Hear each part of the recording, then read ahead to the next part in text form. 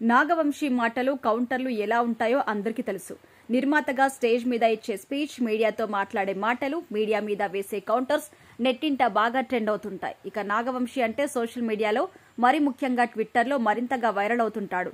తాజాగా ఒక మీడియా సంస్థ పెట్టిన రౌండ్ టేబుల్లో ఈ ఇయర్ వచ్చిన సినిమాల గురించి చర్చించుకున్నారు. అన్ని ఇండస్ట్రీకి చెందిన ప్రతినిధులు ఇందులో ఉన్నారు. ఇక ఇదే క్రమంలో చర్చలో భాగంగా నాగవంశీ బాలీవుడ్ టాప్ ప్రొడ్యూసర్ అయిన బోనీ కపూర్ కి కౌంటర్ వేశారు. మీరు ఒప్పుకున్నా ఒప్పుకోకపోయినా, కాస్త ఇబ్బంది పెట్టేలా అనిపించినా ఇది నిజం. మీరు ఇంకా ఆ బాంద్రా జూహులో ఇరుక్కుపోయారు, అక్కడే ఆగిపోయారు, ముందుకు కదలి సినిమాలు చేయడం లేదు.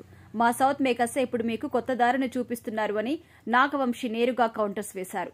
కానీ ఆ వ్యాఖ్యలకు బోనీ కపూర్ ఒప్పుకోలేదు.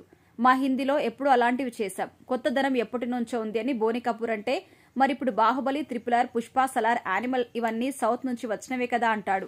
మరి గద్దర్ 2, పఠాన్, జవాన్ గురించి బోనీ కపూర్ టాపిక్ తీస్తే అందులో జవాన్ అట్లీ తీశాడు అని మళ్లీ కౌంటర్ వేశాడు. బన్నీ కూడా అమితాబ్ కే ఫ్యాన్ కదా అని బోనీ కపూర్ అంటాడు.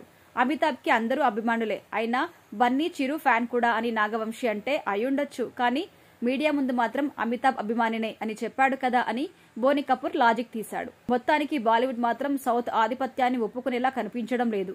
ఇక ఇదే సమావేశంలో నాగవంశీ బాలీవుడ్ మీద బాగా కౌంటర్లు వేశారు. పుష్ప 2 కేవలం హిందీలో ఒక్కరోజు 84 కోట్లు కొల్లగొట్టాక బాలీవుడ్ కు ఆ రాత్రి నిద్ర పట్టి ఉండకపోవచ్చు అని నవ్వుతూ సెటర్స్ వేశారు.